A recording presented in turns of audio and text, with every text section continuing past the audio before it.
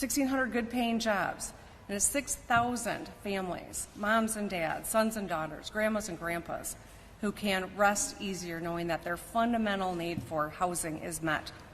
Now, $100 million will be put into Michigan's Housing and Community Development Fund. Some states, they call these trust funds. The HCDF was set up back in 1966 to provide housing options to low-income Michiganders and to revitalize downtown areas across our state. It was then and must still be a bipartisan initiative to create a fixable and flexible fund that can leverage private investment to build thousands of units and create thousands of jobs. With $100 million from the state, we can expect to generate $100 million from the state. We can expect to generate up to $380 million in additional private investment. So this is leveraging lots of opportunity. The HCDF strength is versatility and innovation, and it can be used for a range of housing-related activities. With the $100 million infusion, we can boost home ownership by helping with down payments, security deposits, and foreclosures. We can help people who are facing homelessness or those with disabilities or those living in distressed areas. We can offer assistance to nonprofit developers, municipalities, land banks, and community development financial institutions. And of course, rehabilitate and build new affordable units. This investment could produce 2,000 more units across our state. So today we are here at Citizen Robotics, one of the incredible businesses creating good paying jobs and working with the latest technology to put people into homes right here in Detroit. Today's investment is one more piece of the puzzle as we put Michigan first and continue our economic jumpstart. As I've said, and I'll say it many times from here on out, we have an unprecedented opportunity in front of us. With the surplus and the federal support that we have gotten, this is our opportunity to really make transformative change here in Michigan. Using these dollars is an important investment in the future of our state for current Michiganders and generations of Michiganders to come. 2 weeks ago, I signed a bipartisan education investment, biggest in our state's history. I've suggested we use $100 million for Futures for Frontliners to continue closing the skills gap. These are all incredibly important pieces of an economic comeback that is real for everyone. So these efforts are working, but we cannot for 1 minute take a breath, take a pause, or think that we are out of the clear. We've got more work to do, and that's why today's announcement is another meaningful step, and we're hopeful to have enthusiastic bipartisan support as this was created, as this has grown over the years. This is our moment to make real lasting change in Michigan. And with that, I'll hand it over to my partner, the Lieutenant Governor.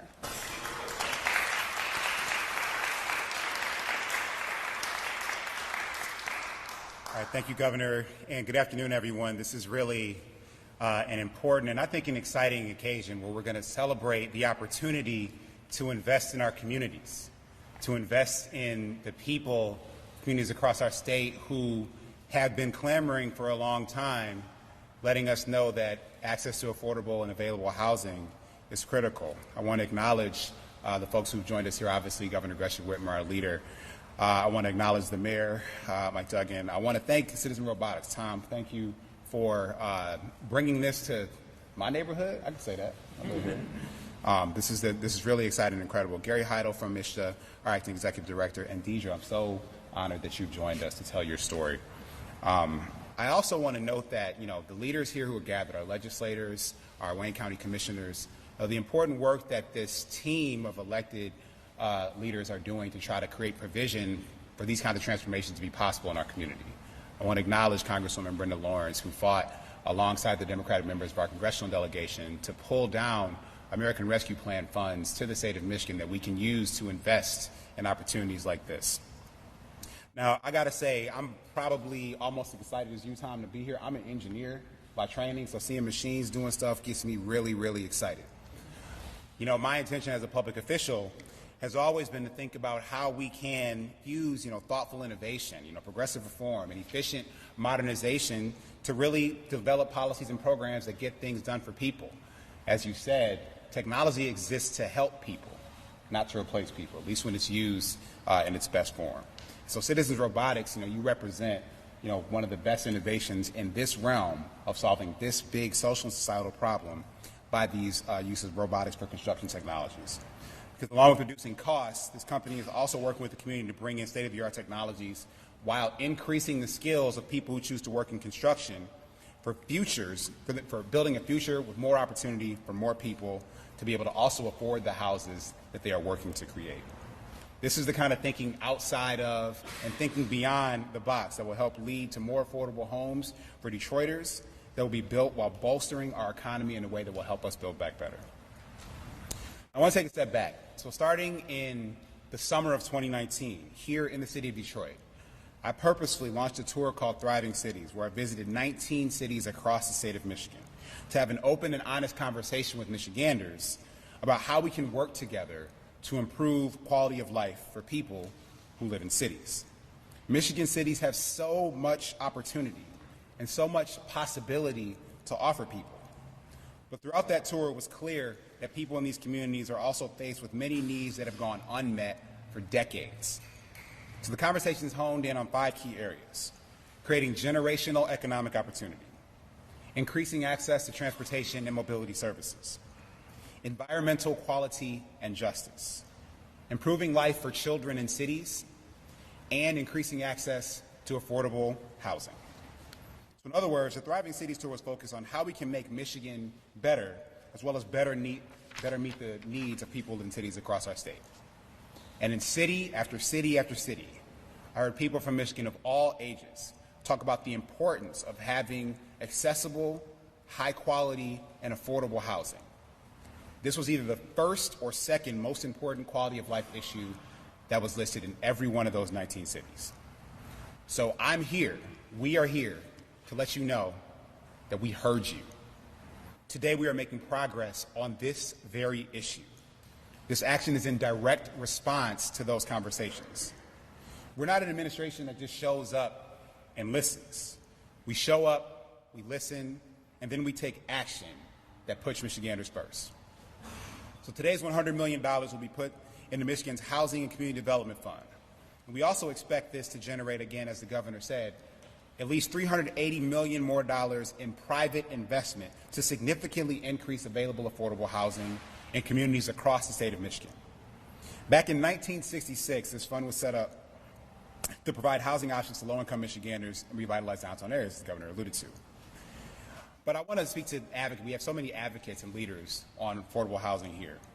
And you've heard about housing trust funds in other communities and other states. The thing that's exciting about this fund is that this actually gives Michigan an even greater tool than that, to be more flexible, to really challenge the status quo, to make the different types of investments and think bigger. That's an exciting opportunity. And this administration, as Gary, our director, told me earlier, this administration, under the leadership of Governor Whitmer, we're going to do more with this fund than been done with it before.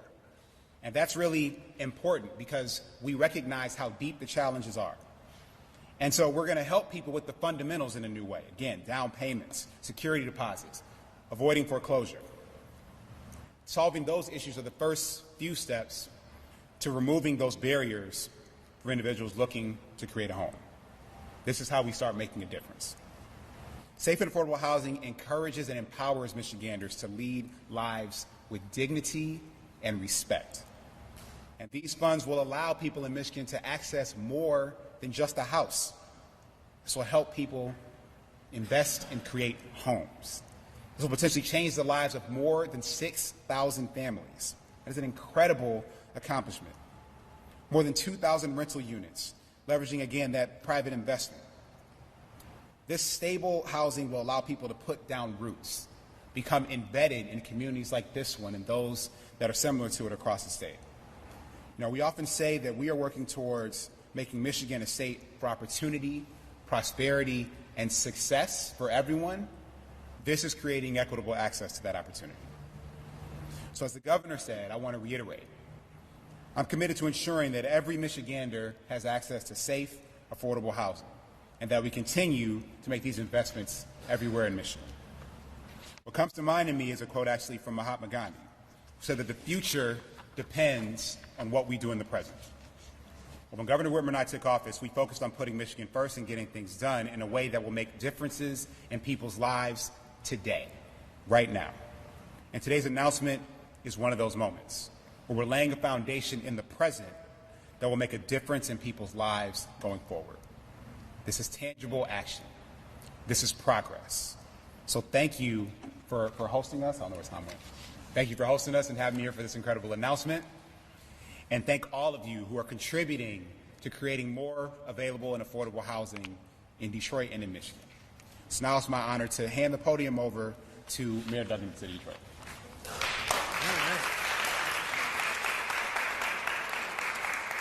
Well, this city is changing so fast, at times it's hard to keep up with. You're sitting in an abandoned steel facility that's now been reused as a plant to build affordable housing. And in the neighborhoods of this city, it's been remarkable. In the last 5 years or so, the average property value in this city has doubled. And if you're a homeowner who stayed in Detroit, that is great news for you. For most Detroiters, in fact, most people in Michigan, your greatest source of wealth is your home. It has been the source of generational wealth for the people of Michigan for decades. That's great news.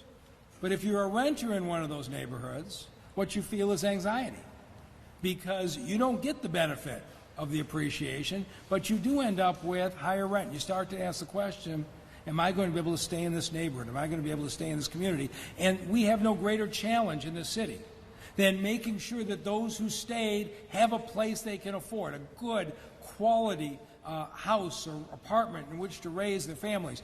And so we have sat down and said, we're going to do this. And since Gretchen Whitmer has been the governor in the last 2.5 years, we have never had a greater partner in building affordable housing. In fact, today, more than 2,000 affordable rental units have either been opened or under construction in the city of Detroit. We are making sure that no one is pushed out of this city because of their ability to pay.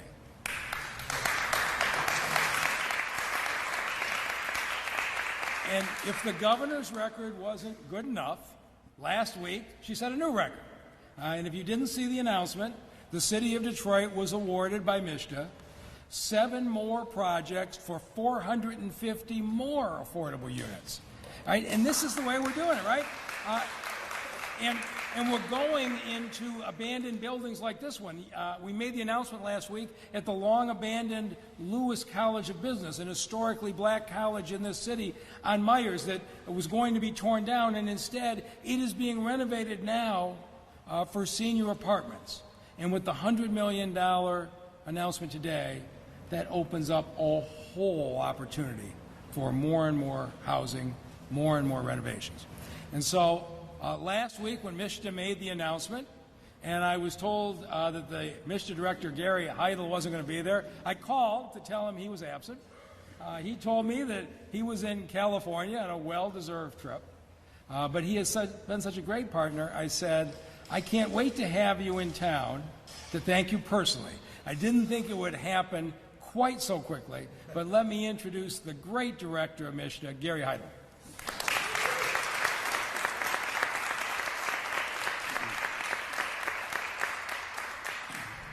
Well, one of the problems with coming after 3 great speakers is they stole all my words. I do have to say at least one thing, and that's to Governor Whitmer. Thank you so much. I've been at MSHDA for a while, under 5 governors. This is the first governor that's made housing a priority, and we really appreciate it.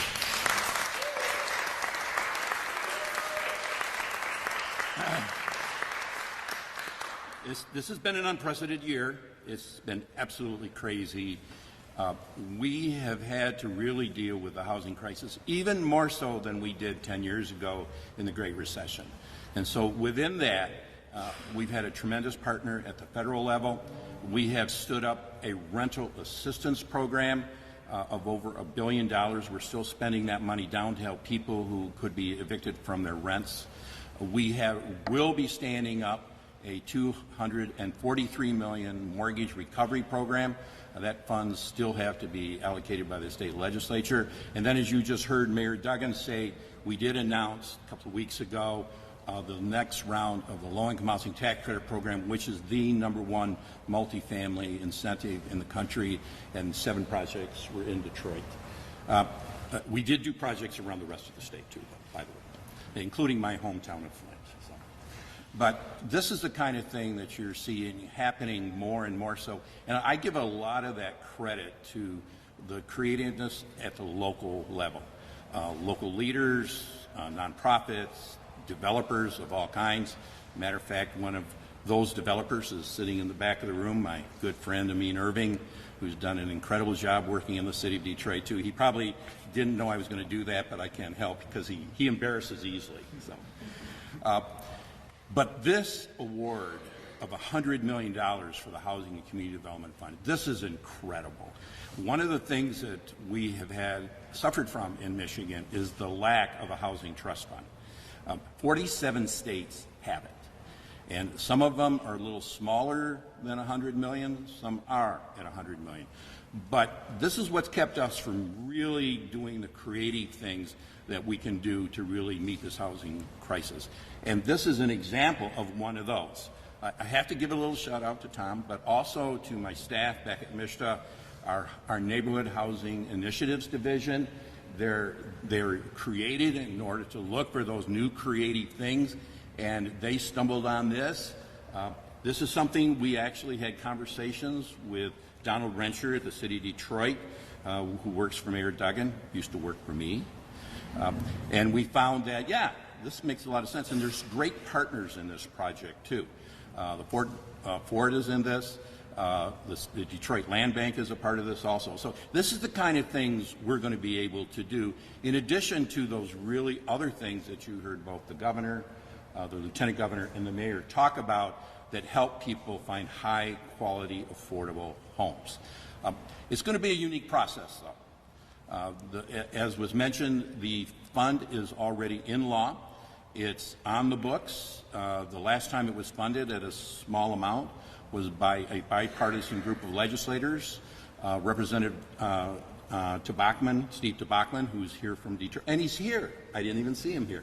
Representative Tabachman, along with his really strong partner in the Senate, Republican Senator Mark Jansen, who unfortunately passed a few months ago. But both of them were a tremendous force in providing bipartisan leadership to pass this. We'll probably have to draw on them a little more as we twist a few arms to get this done. But housing is bipartisan. It is something that we all need. What we're going to be doing is, because it's in law, the law does require that we do some public hearings to get public input. That's going to be a big part.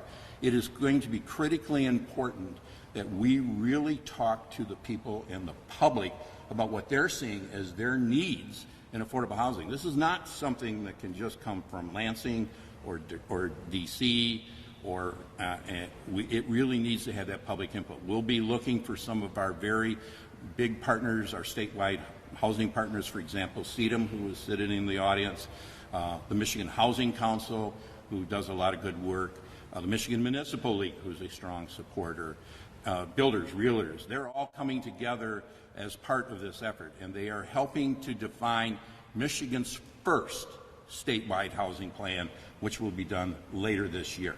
And that plan sets the stage for the kind of things we need to look at to use this $100 million on. And they're going to go coincidingly together. So that's going to be our strategy. We're going to be looking to work with the mayor and other mayors. We're going to be looking to work with stakeholders. And more as important, we're going to be looking with the public, and we're going to be talking with the governor and the lieutenant governor about the kind of things that we can really make happen. And as you heard the governor say, this is a real opportunity for us to set a new base on how we're going to be looking at these things and what this means for the prosperity of our state. So I'm really looking forward to it. I plan to be around a little bit longer to make sure things happen. So I'm going to have some fun getting this done. With that, I'd like to introduce one of those people with a real life story, which is why we're doing all of this. Deidre?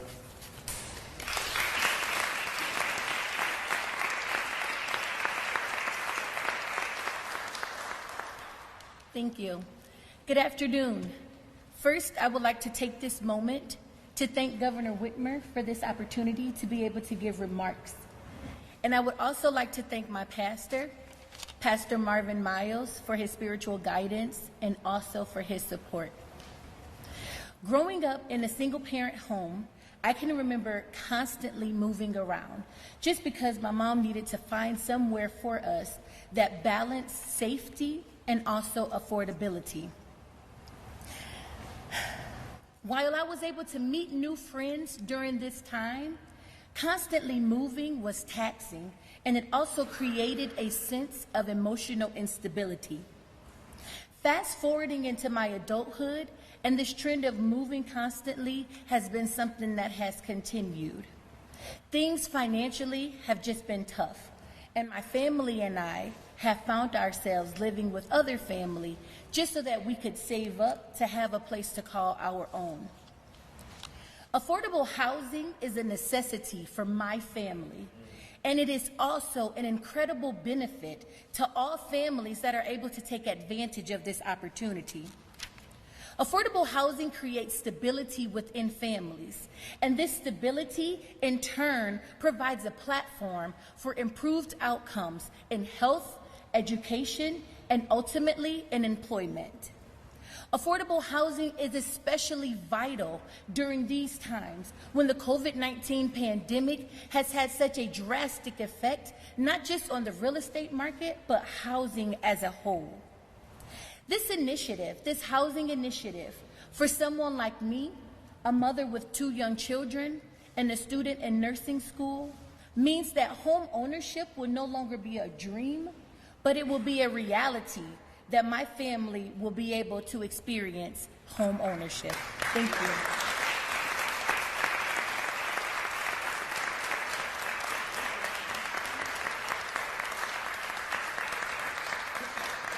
Deidre, thank you so much for sharing that. And we all want you to be successful in your nursing school and raise 2 phenomenal children who turn out just like their mother. So thank you for being here and for speaking.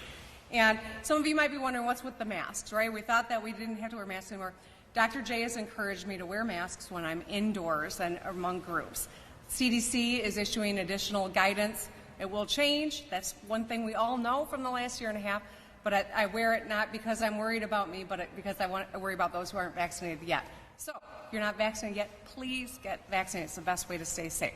With that, happy to open it up for some questions. Yes.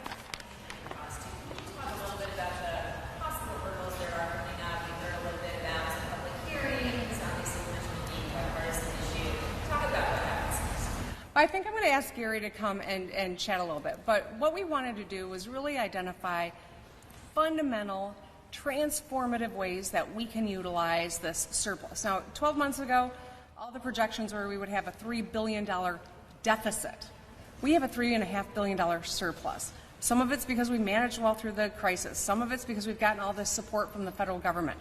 But we're in a strong position to make some real investments, not just in response to COVID, but to set us up for longer-term success. And affordable housing is a critical component of that.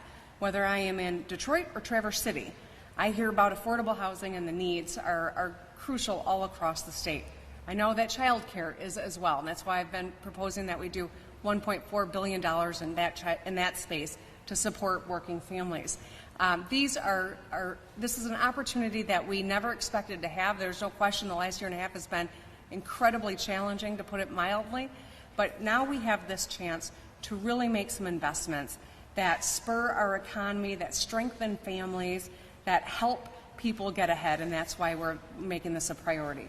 Now, Gary, if you want to talk about the process and next steps, please join me. Thanks. So we have already, because we started the statewide housing plan a few months ago as part of our effort to really define what those needs are. We have gone and done extensive needs development across the state. We've defined 370 market areas in Michigan to what the needs are in each of those market areas. We put together both what's called a partnership team of stakeholders and a state agency task force, so they would be working on priorities that we need to do. And then as far as the outreach, we're just starting it, but already We did an extensive public input process. We received well over 6,000 people just in the public about what they wanted to see done. And we just didn't do it through get on your computer and fill out this application. I mean, we did do that, but we actually had people in nonprofit organizations that were going door to door and talking to people about how to do this, because you got to be able to get down to the granular level to really find out what's going on. And that's going to be continuing the process. We have now are setting up solution teams as part of those priorities that have been created, and those solution teams, 40 or so people in 17 different solution teams, to really talk about some of these ideas. And we'll also be having hearings, and I hate using that word hearings, it sounds so bureaucratic, but what it's really about is how we get out there, especially during this very challenging time of still having a crisis out there, and how we talk to people in Michigan's regions. So there are 10 different regions around Michigan, subdivide some of them, but get into some of these communities.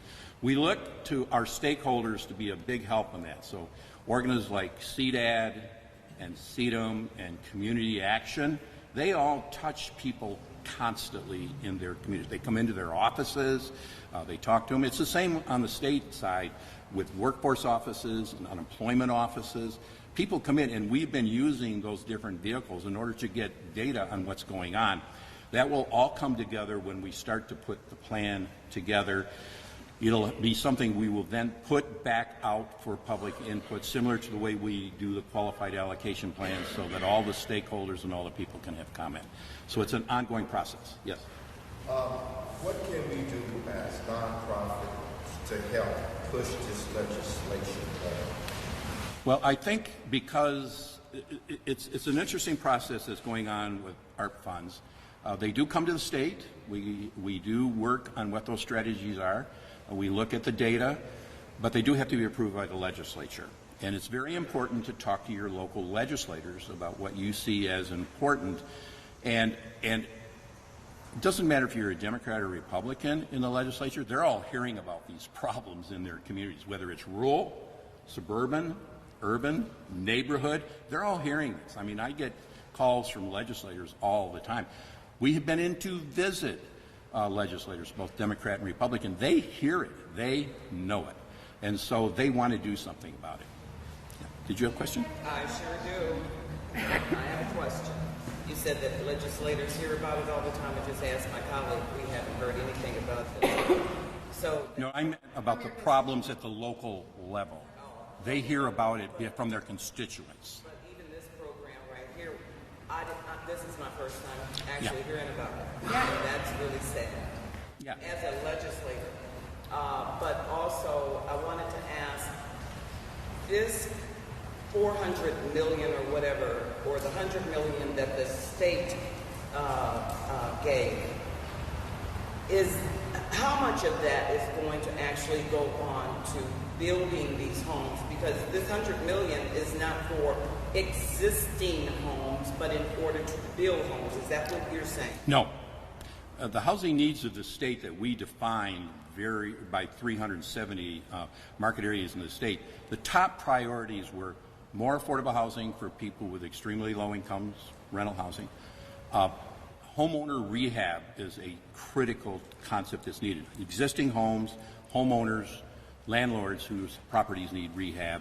Homelessness is still an important problem. Workforce housing for people who have jobs but can't afford the rising rents or mortgages. The strategy will be along all of those venues. Just one last thing, Sure. And because I'm confused then, because I'm under the assumption that we're here because of the computer there, or that robot to build homes. What? I think what that is about, is what we wanted to show in message today, is we're looking to be very creative and innovative. And this is an example of being creative and innovative in reducing the cost of construction. This can be used for homes to be purchased. It can also be used for rental. Did you want to say something, Governor? I was just going to say, Rep. Johnson, I mean, the reason we wanted you here is because you've been such a great advocate for affordable housing. And this is the first time we've talked about this publicly, and we wanted you to be one of the first to be a part of this. So that's why we wanted to do it here and now. So, but any other press questions? Yes. Governor, when you were submit that very few people on planet Earth think that we need more money in our political system. But we did learn yesterday that you have reached a record-breaking number for your campaign for next year. That's due in part because of the recall efforts you're able to take donations that are much larger than you normally would be able to take. So while it's legal, personally, how do you reckon with your idea that there should not be more money in government with being able to take those numbers? I think we need, we need reform when it comes to political contributions. But so long as the rules are what they are, I'm going to make sure that I always abide by the rules, but that I am going to run hard. Just like I do everything when I set my mind to something, we're going to see it through. And so I'm proud of what we did. It shows that we've got a lot of support. But we ultimately need to change campaign finance law, and I'm hopeful with a second term and another legislature that we can do just that. Okay, yeah, question about the mask, and then we'll go. The mask that you're wearing, the CDC is expected to update their guidance on masks in like 20 minutes. Yep. Do you think that Michigan should go back to any sort of recommendation for people who are vaccinated even to wear masks in certain scenarios, or what are you and Director Patel discussing with them? So we're obviously following the CDC closely. They have sent indication that they're encouraging all students to be wearing masks as they go back to school this fall. I am going to be very thoughtful about how I utilize the mask. This still remains a very good tool to keep people safe. Not everyone can get vaccinated. Right now, everyone can avail themselves of a vaccine, but not everyone can actually be vaccinated for a variety of reasons. Immunocompromised people, for instance. And so wearing a mask is an act of care for others who can't get vaccinated. But I also want to be very clear. We know that viruses mutate. That's what viruses do. And so long as COVID is spreading from person to person, whether it's in Alabama or it's halfway around the world, it could continue to mutate. And ultimately, those of us who are even vaccinated may have see a variation that we are vulnerable to. And that's why all of us doing our part in getting vaccinated, wearing masks when we are inside and close together is always going to be a smart thing to do so long as COVID is around, and COVID's going to be around for a while. But do you see the need for a new pandemic order? I do not anticipate another pandemic order, not in the near future and maybe not ever. The fact of the matter is we now know a lot more about this virus. We have vaccines. The best way to stay safe is to get vaccinated. We're really strongly encouraging everyone to do just that.